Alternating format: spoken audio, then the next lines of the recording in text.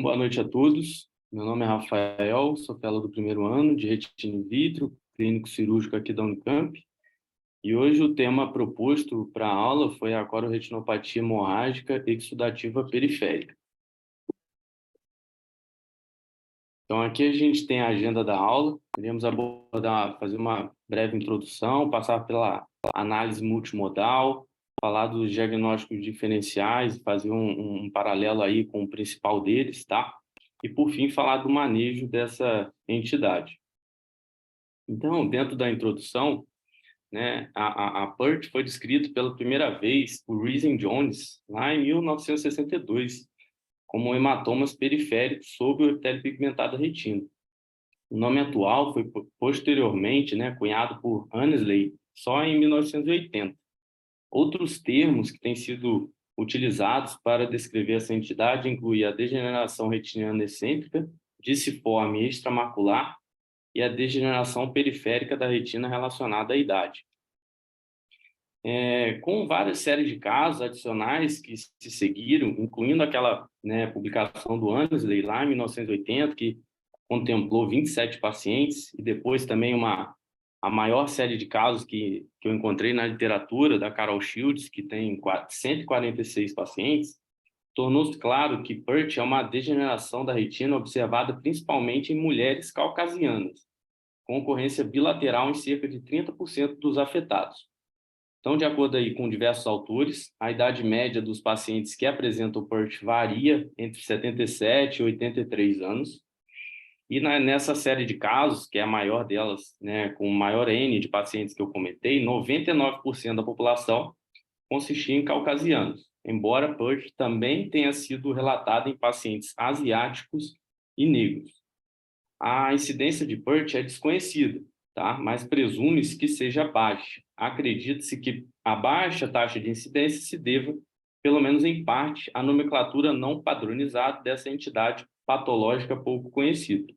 A localização muito periférica dessas lesões e a ausência de sintomas em muitos dos pacientes afetados também contribui para o subdiagnóstico dessa entidade. Então, aqui alguns fatores de risco, né? A idade ela é considerada um fator de risco, então a gente viu aí uma idade média dos pacientes variando em 77 a 83 anos. Alguns autores ainda sugerem a exclusão do diagnóstico de PERT, do diferencial, para pacientes aí com menos de 60 anos. Uma doença sistêmica que é encontrada consistentemente em muitos dos pacientes com essa doença é a hipertensão arterial sistêmica. Então, aí nos estudos que eu vi, né, basicamente 55%, 50%, então metade da amostra, os indivíduos possuem a hipertensão arterial sistêmica. Com relação ao uso de anticoagulantes sistêmicos ou antiplaquetários, também é prevalente na população com PERT. Pode-se profetizar que essa entidade não decorre do uso direto dessas medicações, mas em associação com a indicação desses agentes farmacológicos, no qual a recomendação atual seria para prevenção primária e secundária de eventos cardíacos e cerebrais. Com relação aos sintomas, embora muitos pacientes, né, se apresentem sem sintomas, os que seriam mais comuns seriam a baixa acuidade visual, fotopsias, metamorfopsias. Raramente o paciente pode apresentar dor. Acredita-se que essa dor se deva a uma complicação rara aí, envolvendo um fechamento do ângulo decorrente de uma hemorragia periférica maciça sobre o EPR. A dimensão basal média das lesões de PERT é em média de 10 milímetros e a localização mais comumente encontrada é a temporal inferior, tá? Então, assim, especificamente no quadrante inferior-temporal, entre o equador e a orocerrata. As lesões nasais, elas estão mais associadas ao envolvimento bilateral. E quase sempre você vai achar uma outra lesão ali temporal concomitante, tá? Seja uma extensão de uma grande lesão temporal ou lesões mesmo distintas, nasal e temporal. E a localização comum das lesões de PERT contrasta com a localização comum, né, do principal diagnóstico diferencial, que é o melanoma de coroide, que mais de 80% dos casos aí são localizados na mácula ou entre a mácula e o equador. Então, aqui são diagramas, né, mostrando a localização da cororetinopatia hemorrágica exudativa periférica, no qual o segundo maior círculo representa o equador e o maior círculo representa a hora serrata. E esses desenhos foram realizados com base em fotografias, né, retinografias coloridas de fundo de olho. Então, note-se aqui a presença maior dessas lesões no quadrante ínfero temporal. Com relação às associações, né, a relação entre PERT e a degeneração macular relacionada à idade e a vasculopatia polipoidal da coroide é controversa e pouco clara, mas está sendo gradualmente elucidada. A coexistência de PERT com a DMRI e a polipoidal foi observada desde o início, embora com uma certa variação significativa de prevalência. Então, é incontestável que a PERT compartilha fatores de risco e associações em comum com a DMRI, no caso, a idade dos pacientes afetados, como a gente viu, a prevalência de hipertensão entre os pacientes e a predominância no sexo feminino. Porém, muitos especialistas em retina, eles fazem argumentos contra tal relação. Por exemplo, as alterações maculares semelhantes à DMRI estão ausentes em muitos olhos com PERT, tá? E a drusa, que seria uma marca registrada da DMRI também, estão ausentes ao redor dessas lesões de PERT. E as lesões também tendem a se resolver, ao invés de progredir, como ocorre na DMRI. O argumento que diz, né, que a PERT poderia ser uma variante aí da polipoidal foi amplamente apoiado pela primeira vez numa série de casos da Emela Mantel, lá em 2012. Depois foi seguido por uma série de casos também, com um N menor de paciente, de 8 casos, que eu vou mostrar a seguir, do Sarraf e outros colaboradores, que relataram uma relação causal, tá, entre a vasculopatia polipoidal da coroide e um subtipo de PERT, no qual teria esses PEDs associados a pólipos, que foram observados na análise multimodal. Então, aqui é o estudo que ele demonstrou, né? Sarraf e outros colaboradores. Então, foi uma série de casos, retrospectiva, observacional, no qual contemplou 10 olhos de 8 pacientes. E aí ele colocou como uma PERT causada pela vasculopatia polipoidal periférica, confirmada com a angiografia com endocianina verde, ou, no caso, utilizando o contraste da fluoresceína, né? E tomografia de coerência óptica.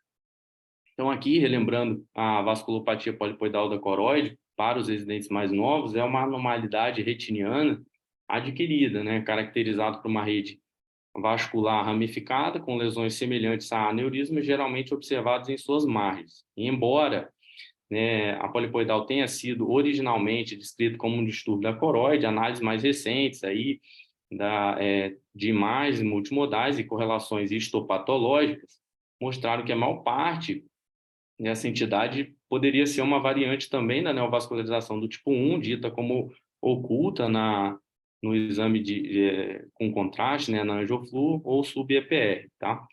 Então, aqui, no final, ele coloca, sugere propor uma nova subclassificação dentro do espectro de doença descrita anteriormente como PERT, que incluía ambos os olhos com pólipos, semelhante ao dessa série de casos, e aqueles sem pólipos.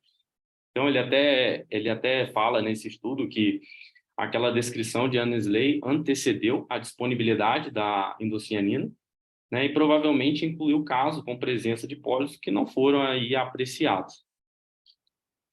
Então, aqui é uma, né, figura do estudo do Sarraf e outros colaboradores que demonstra a foto a retinografia, seguido pela indocianina verde e a tomografia de coerência óptica de 3 pacientes diferentes, uma linha por paciente na horizontal, com suspeita de PERT decorrente da polipoidal. Então, é possível observar, caso 1 seria de A, B e C, o 2 D, E e F e o 3 G, H e I. Tá? Mostrando essa hemorragia subretiniana e sub-EPR que correspondem a lesões polipoides para cada caso. Esse outro estudo, ele coloca que PERT também poderia aí fazer parte, possivelmente, do espectro das doenças parcoroides. Já foi uma série de casos também retrospectiva, observacional e comparativa. Aqui envolveu 2 grupos, 14 olhos de 9 pacientes com PERT e 14 olhos de controles, que foram pareados por idade e sexo, tá? Foram submetidos, assim, à tomografia de coerência óptica.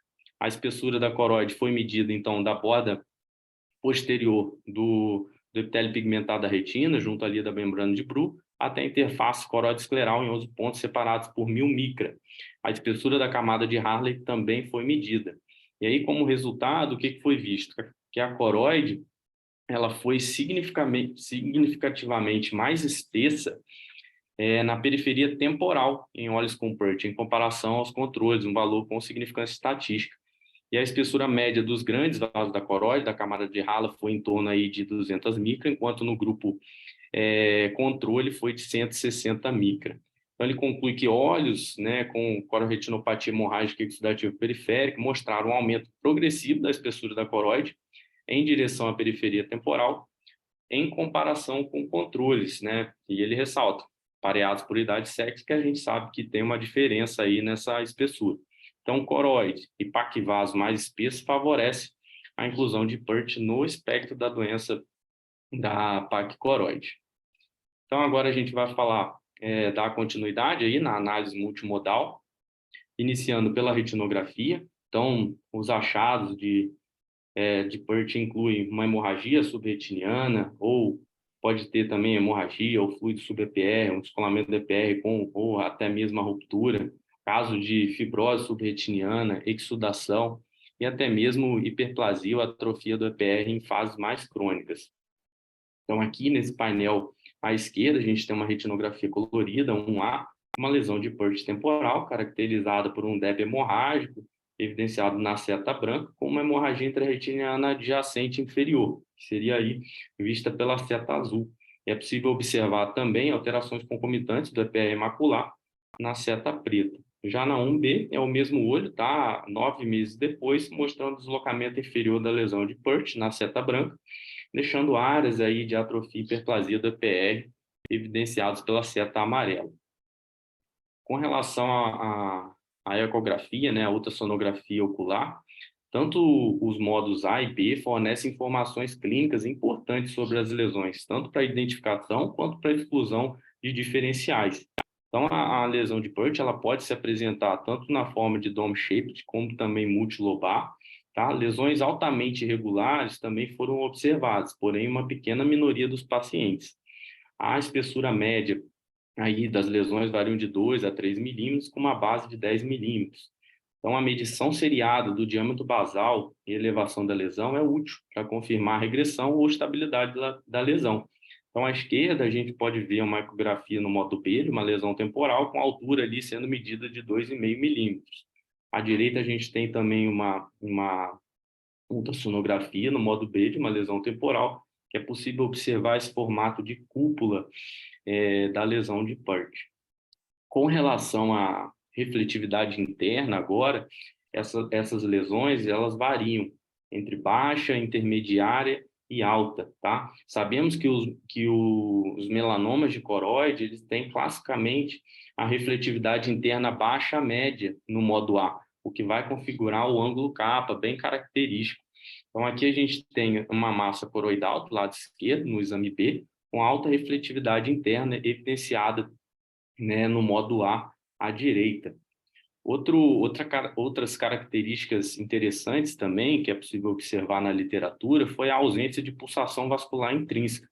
Isso daí, 100% dos casos não tinham essa pulsação vascular intrínseca na maior série de casos publicado pela Carol Shields, tá? Além disso, também a ausência de escavação de coroide, tanto na série de casos da Carol Shields quanto da Mela Mantel. Então, aqui a gente pode ver esse exemplo de uma ecografia ocular no modo B de um melanoma de coroide que contém essa escavação de coroide.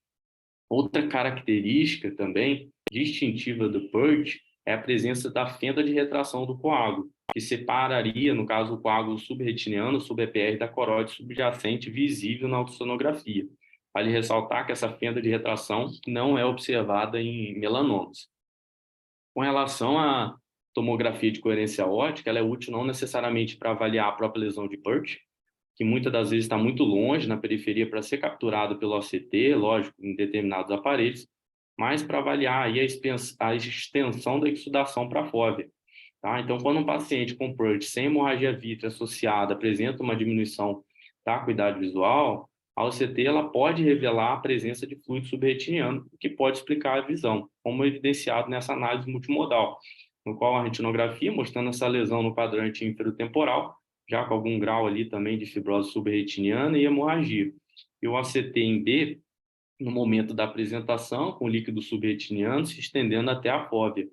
E aí, na retinografia em C, essa lesão já hemorrágica, parcialmente já regredida, e no ACT em D, né, no painel inferior à direita, o fluido subretiniano visto anteriormente é resolvido uma semana aí após a injeção, no caso aqui foi utilizado o bevacizumab. Com relação aos estudos angiográficos, eles devem ser realizados quando possível, né? Limitações técnicas podem ocorrer devido à opacificação da mídia, por exemplo, por conta da hemorragia vítrica, ou lesões muito distantes na periferia, mas isso a gente sabe que com os aparelhos mais atuais essa barreira já foi vencida, tá? Então, no caso da angiografia com fluoresceína, a gente pode encontrar hipofluorescência por bloqueio da coroide relacionada à hemorragia, seja subretiniana ou sub-EPR. E em casos também pode ocorrer a hiperfluorescência por defeito em janela, já decorrente de alterações atróficas periféricas do EPR. Vale ressaltar que a neovascularização de coroide é observado em raras ocasiões, então aí também a gente vai ter outra causa aí de hiperfluorescência. Com relação à indocianina, né, aqui a gente tem então um painel, né, demonstrando uma retinografia e a indocianina verde de uma lesão de PERT, né, um paciente aí, 70 e poucos anos, com uma lesão nasal. Então, no painel superior esquerdo é possível observar esse DEP, serossanguinolento periférico, tá? Que quando a gente faz o exame com contraste, vai gerar uma hipobloqueio nessa região do DEP, né? Mas é possível observar essas áreas aí de telangiectasia semelhante a pólipo, né, demonstrado pela seta, e na ponta de seta seria ali um pólipo suspeito que ele coloca, tá? Então, com base nesses achados de telangiectasias periféricas, né, a gente acaba encontrando também semelhanças aqui entre PERT e a polipoidal. Então, no inferior esquerdo, já há uma visão da retinografia 8 meses após a apresentação inicial, e no painel inferior à direita, a indocianina demonstrando essas telangiectasias coroidais persistentes semelhantes a pólipos, no caso demonstrado pela seta e ponta de seta. Essa aqui é uma análise multimodal que contempla a retinografia, a angiografia com fluoresceína e a angiografia com indocianina verde, um paciente que possui a lesão de PERT com fluido subretiniano atingindo a fóvea, e aí com uma visão bem baixa, tá? Então, à esquerda a gente tem a retinografia dessa lesão temporal. No painel intermediário, uma angiografia com fluoresceína, demonstrando uma hiperfluorescência tardia na periferia, e na indocianina a gente consegue observar essa rede neovascular patológica irregular na área que corresponde à lesão aí hemorrágica. Esse aqui eu só coloquei, né, que é um estudo que ele avaliou características da análise multimodal de pacientes com PERT, com e sem tratamento. O interessante é que os pacientes eles podem se apresentar, né, de 3 diferentes subtipos. Então, a lesão pode ser, né, como encontrada na retinografia à esquerda, no padrão hemorrágico. Em B, a gente pode ver um padrão que seria descrito como exudativo, ou até mesmo combinando as duas formas de apresentação. Eu queria demonstrar também que as lesões, quando bilaterais, elas podem estar em estágios diferentes. Então, aqui a gente tem a cororetinopatia, né, hemorrágica exudativa periférica bilateral em 2 pacientes. Em A, a gente vê o olho direito, mostra PERT fibrótico já regredido, e em B, é o olho esquerdo desse paciente em A, mostrando a lesão hemorrágica ativa, simulando aí um melanoma.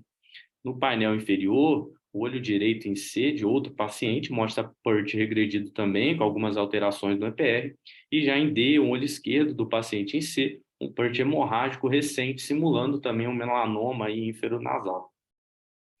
E agora vamos entrar no diagnóstico diferencial.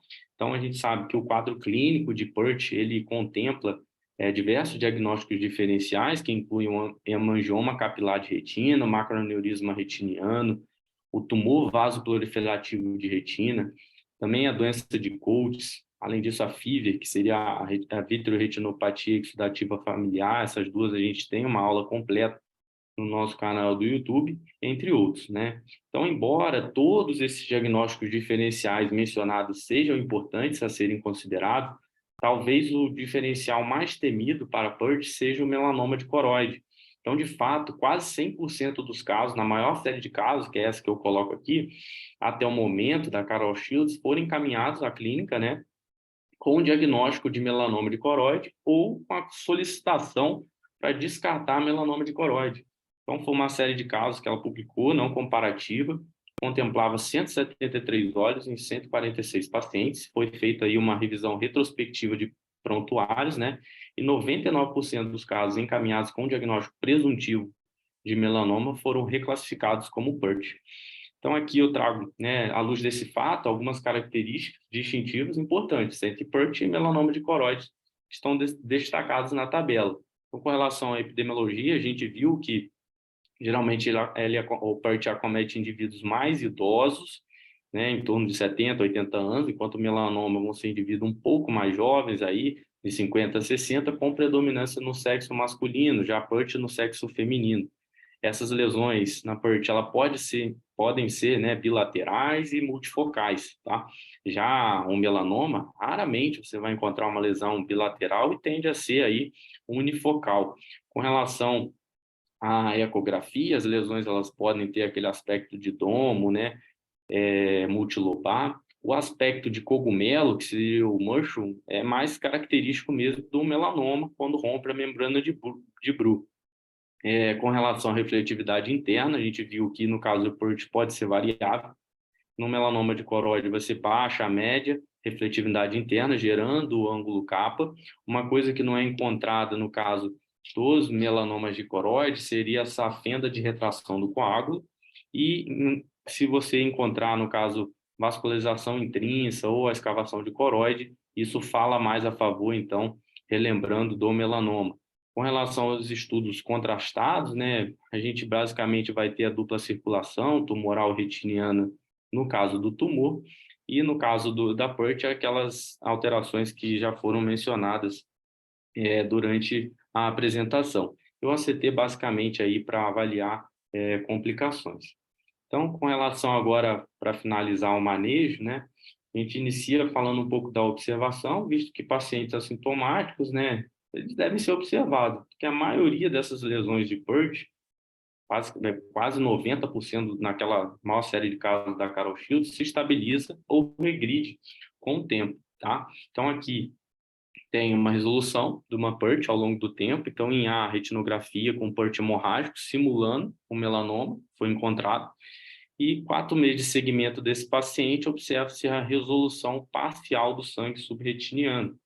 Então, isso aqui é um outro paciente, né, um PERT hemorrágico também em C, simulando aí melanoma, um acompanhamento também de 4 meses desse paciente em C. Observe-se, então, a resolução completa do sangue subretiniano, deixando aí alterações no epitélio pigmentado da retina. Com relação à hemorragia vítreo associada e à deficiência visual, essas podem exigir a vitrectomia, tá? Então, como podemos observar na figura H, essa extensa hemorragia subretiniana, multilobulada, associada à hemorragia vítrea, com aí já também vários graus de resolução em PERT. E aqui trazendo um pouco também da crioterapia, alguns trabalhos, né, contemplam essa opção terapêutica. Então, aqui a gente tem uma paciente de sexo feminino apresentando esse exudato lipídico em A e hemorragia subretiniana adjacente à fóvea.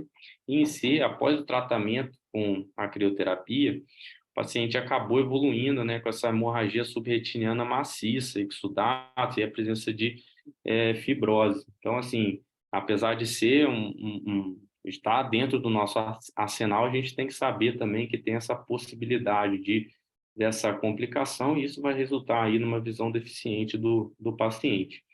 Com relação à terapia anti-VEGF, a extensão subfoveal do sangue, seja fluido, subretiniano, também pode diminuir a visão. E o uso do anti-VEGF foi tentado com sucesso variável aí na restauração da acuidade visual. Então, também associado à fotocoagulação a laser, tá? Em combinação com o anti-VEGF, ele tem sido defendido como tratamento de escolha para, no caso da membrana neovascular, associado a fluido na região da mácula. Então, aqui um PERT, né, no quadrante temporal do olho direito, então à esquerda antes do tratamento com anti-VEGF e à direita 4 meses após a terapia com anti-VEGF. Nesse outro Nesse outro painel aqui de análise multimodal, seria uma aparência clínica, né? E achado do OCT antes e depois do tratamento com anti-VEGF, um paciente com PURT que está aí ameaçando a macula.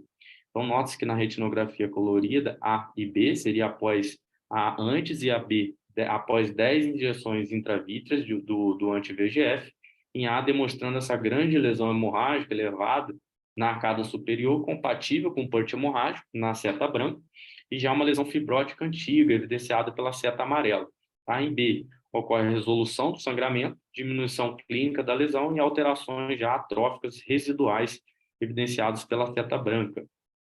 Com relação a C e D, seriam OCT do mesmo olho, ao nível da referida lesão antes e após o tratamento. Então, em C, demonstrando um grande DEP hemorrágico, né, na seta branca, sem líquido subretiniano. E em D, após o tratamento, esse PET encolhe de tamanho e deixa residual aí uma camada hiperreflectiva subretiniana, condizente aí com cicatriz e nenhum líquido subretiniano foi visualizado. Então, por fim, com relação ao prognóstico, a grande maioria das lesões se estabiliza ou regride espontaneamente. No estado regredido, as lesões mais frequentemente vão exibir fibrose subretiniana, hiperplasia ou atrofia do EPE, com resultados visuais variáveis, a depender de onde ocorreu essa cicatriz. Então, para aquelas lesões que apresentam ou progridem para hemorragia recorrente, exsudação, com envolvimento da fóvea, o vítreo e, portanto, diminuição da visão, o tratamento com as modalidades mencionadas no manejo podem restaurar a visão. Vale ressaltar também a importância da vigilância da recorrência não só da lesão de PURT, e ou da progressão daquelas doenças associadas de DMRI ou polipoidal coexistentes que podem ser necessárias para preservar a visão do paciente. Então, essas aqui foram as minhas referências. Obrigado.